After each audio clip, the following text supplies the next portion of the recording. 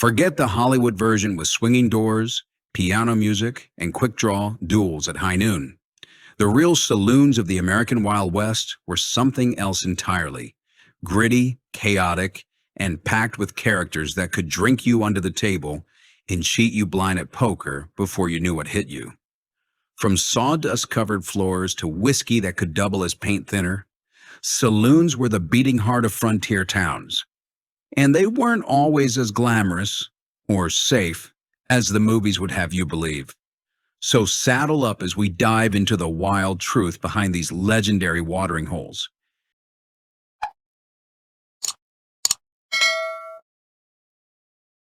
Western saloons were a distinctive type of drinking establishment found throughout the American frontier during the 19th century. More than just bars, these places catered to a wide variety of people living or passing through the West. Patrons included fur traders, cattle herders, soldiers, timber workers, businessmen, law officers, gamblers, miners, and even those living outside the law. The saloon was often one of the first businesses to open in a developing town, serving both social and practical needs. These establishments were sometimes known by other colorful names, such as watering troughs, bug houses, shebangs, cantinas, grog shops, or gin mills, terms that reflected regional slang or the saloon's reputation. The earliest recorded saloon was established in 1822 at Brown's Hole, a remote area in what is now Wyoming. It was created specifically to meet the needs of fur trappers working in the wilderness, offering a rare place for rest and refreshment. By the late 19th century, saloons had become widespread across the West. In Leavenworth, Kansas, around 1880, there were reportedly 150 saloons in operation, along with several wholesale liquor distributors, an indication of just how integral these establishments had become to daily life in some towns. While some saloons functioned as respectable community hubs, others offered more than just drinks. It was not uncommon for certain locations to combine entertainment, such as card games, companionship, and recreational drug use, reflecting the looser regulations and moral codes on the frontier. History: saloons. By the early 1880s, saloons in the United States began forming close ties with breweries. As beer production outpaced demand, many breweries turned to a model borrowed from Britain called the tied house system. Under this arrangement, breweries directly owned and operated saloons, ensuring a stable market for their products. Companies like the Schlitz Brewing Company led the way by constructing ornate and well-appointed saloons. These establishments not only served as places to drink, but also functioned as marketing tools, showcasing the brewery's brand and drawing in customers through attractive surroundings and reliable service. Because saloons were such active social spaces, they also became hubs for local politics.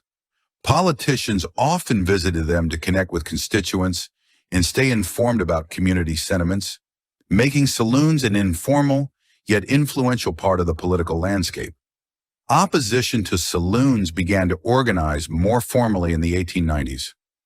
In 1893, the Anti-Saloon League was founded with the goal of curbing alcohol consumption and limiting the influence of drinking establishments. By 1895, it had become a national organization and quickly rose to prominence as a leading force in the movement for prohibition. It soon surpassed older groups like the Women's Christian Temperance Union and the Prohibition Party in influence and effectiveness.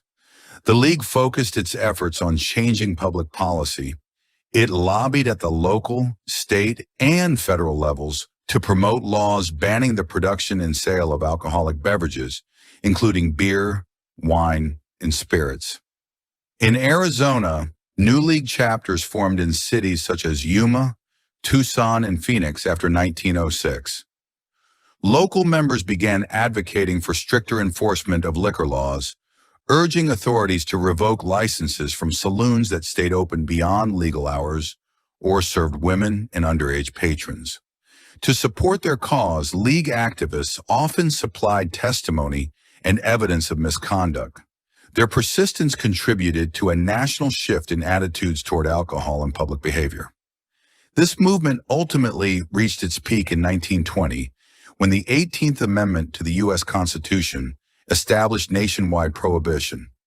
However, public support for the ban declined over time, and in 1933, the 21st Amendment repealed it, bringing an end to one of the most ambitious social experiments in American history.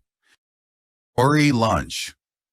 During the late 19th and early 20th centuries, many American saloons adopted a clever marketing practice known as the free lunch.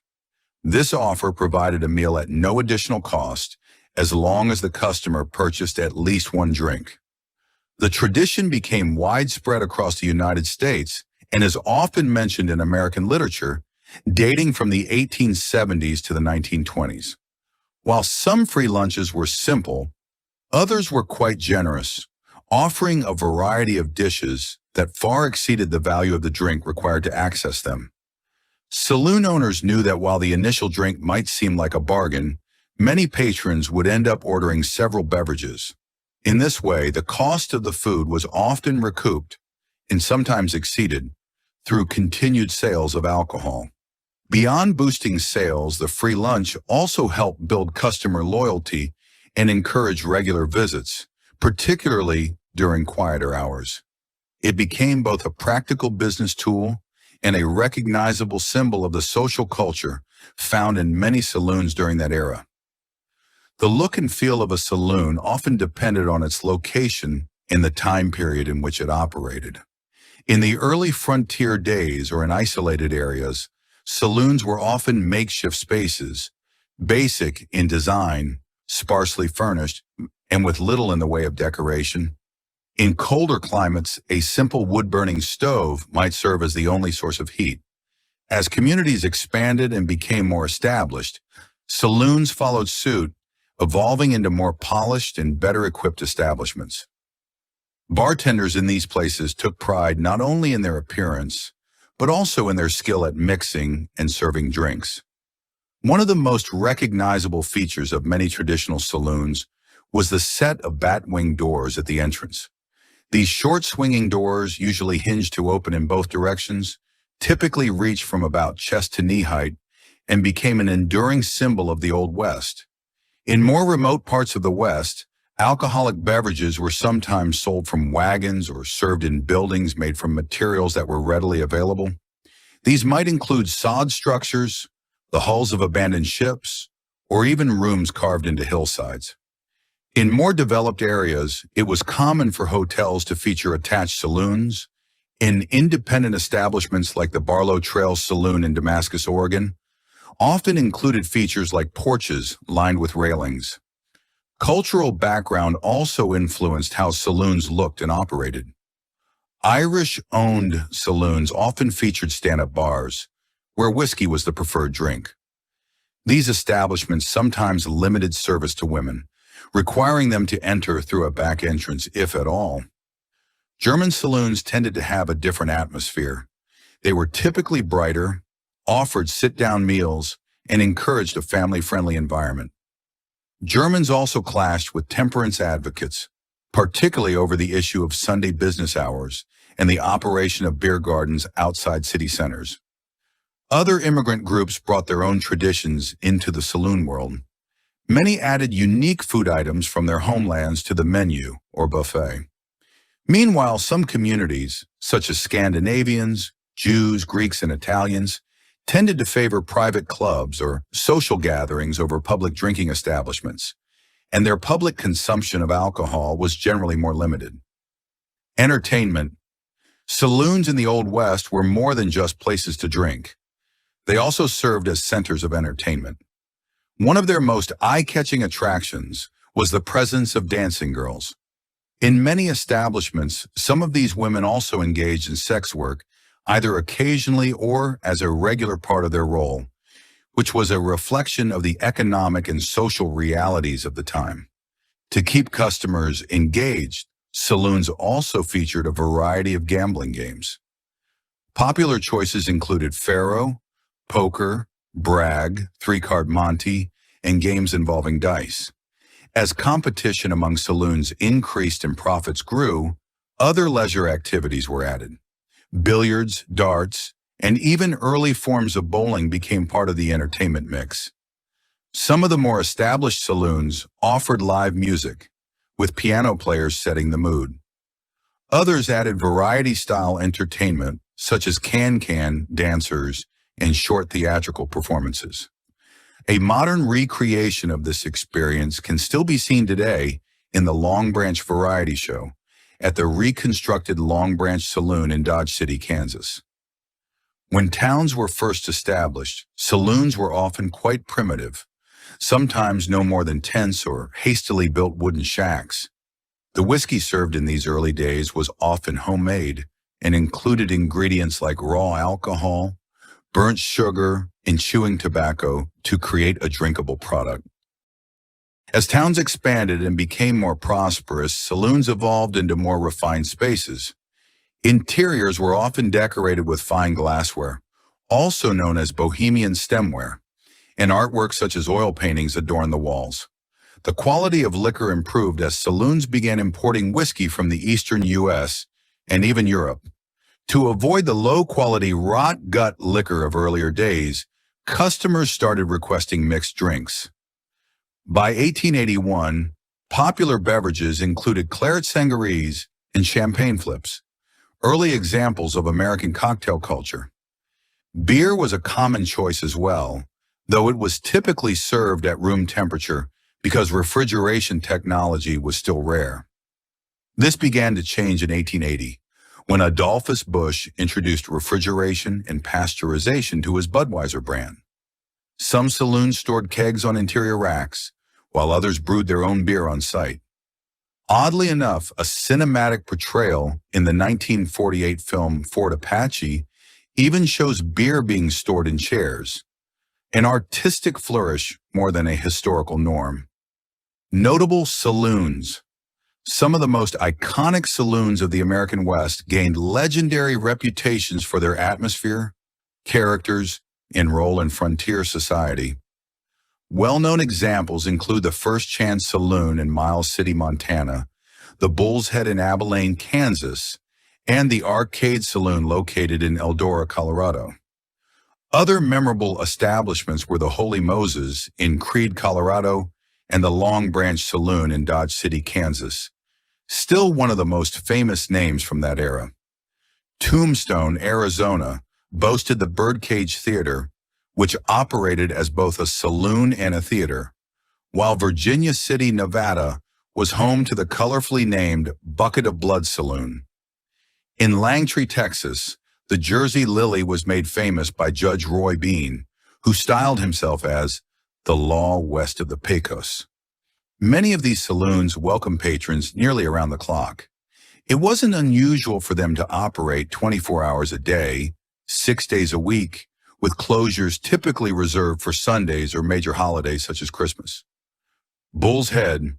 In the American West, saloons were sometimes at the center of local controversy or dramatic encounters. One such case involved Phil Coe, who co-owned the Bull's Head Saloon in Abilene, Kansas. To attract attention, Coe had a mural painted on the building's exterior, featuring a bull with explicit anatomical details. Many townspeople considered the image inappropriate, and it quickly drew complaints.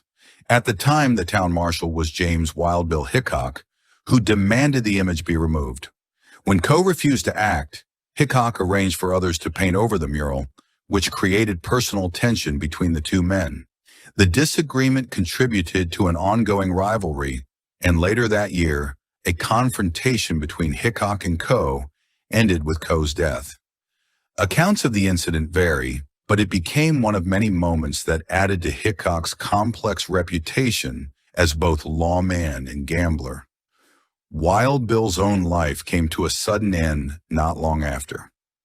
On August 2, 1876, while playing cards at Saloon No. 10 in Deadwood, South Dakota, he was shot from behind by a man named Jack McCall. According to legend, Hickok was holding a pair of aces and eights at the time, a combination that has since been called the dead man's hand. Wyatt Earp's Saloons. Wyatt Earp, known for his roles as a lawman and gambler, also had a long and varied career in the saloon business. Throughout his life, he either managed or co-owned several establishments, often in partnership with others. Earp arrived in Tombstone, Arizona, with two of his brothers on December 1st, 1879. In early 1881, the owner of the Oriental Saloon, Lou Rickabaugh, offered Wyatt a 1/4 share in the faro operation in exchange for managing and overseeing the gaming tables. To help run the business, Wyatt brought in his longtime friend, Bat Masterson, who also had experience in both law enforcement and gambling. After leaving Tombstone in 1884, Wyatt, his wife Josie, and members of his family moved to Eagle City, Idaho, drawn by the promise of gold in the Murray Eagle Mining District. There they opened a saloon called the White Elephant, which operated out of a large circus-style tent. A local newspaper even encouraged patrons to see the elephant, a popular phrase at the time meaning to experience something extraordinary. By 1885, Earp and Josie had relocated to San Diego, California. The city was in the midst of a real estate boom, and Wyatt became active in property speculation. Between 1887 and 1896, he owned or managed at least 3 saloons and gambling halls in the more reputable sections of town. These venues offered a wide variety of games, including faro, poker, blackjack, keno, and other popular games of the Victorian era like Monte and Pedro. At the peak of his business success, Wyatt was said to earn up to $1,000 per night. He especially favored the Oyster Bar and the Louis Bank of Commerce on Fifth Avenue, which he may have personally managed. In 1897, Wyatt and Josie traveled to Nome, Alaska, as part of the Alaska Gold Rush. During the summer of 1899, he operated a canteen and later that year partnered with Charles Ellsworth Hoxie to construct the Dexter Saloon. This establishment was notable as the first 2-story wooden building in Nome and quickly became the largest and most upscale saloon in town. Measuring 70 by 30 feet with 12-foot ceilings, the building served multiple purposes due to its size. The couple returned to California in 1901 with an estimated $80,000 in earnings. Not long after, in February 1902, Wyatt and Josie moved to Tonopah, Nevada, where a new gold discovery had sparked another rush. There, Wyatt opened the Northern Saloon and also served as a deputy U.S. Marshal under J.F. Emmett. For a time, his ventures in saloons, gaming, and mining proved financially rewarding. So the next time you picture a Wild West saloon, remember, it wasn't just about rowdy gunfights and whiskey shots. These saloons were complex social hubs, filled with hard work, rough entertainment, and a unique blend of chaos and community. They were a mirror of the wild, untamed spirit of the frontier itself. Please like and share if you find the video content interesting and useful. Don't forget to subscribe to the channel and comment below so as not to miss the upcoming interesting videos. Thanks for watching.